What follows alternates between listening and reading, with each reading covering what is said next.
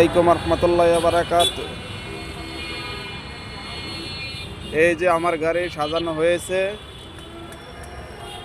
আজকে রোজার মাস।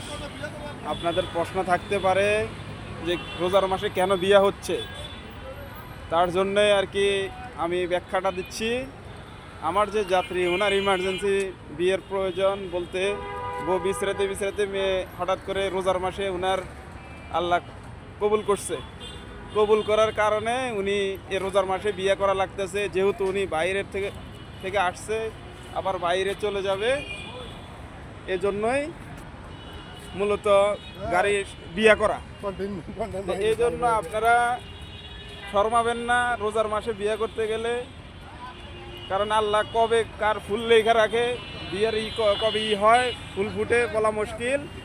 তার জন্য এই ভিডিও করে আপনাদের মাঝে শেয়ার করলাম। যাদের বিয়ে করার দরকার সব সময় আপনি বিয়ে করতে পারবেন, কোনো সমস্যা নাই। আর বিয়ে করার আগে, গাড়ি বুকিং দেওয়ার আগে আমাকে কল দিবেন, আমি এইভাবে আপনাদেরকে সার্ভিস দিয়ে থাকবো। ওকে, রাখি। আসসালামু আলাইকুম রহমতুল্লাহি ওয়া বারাকাতুহু।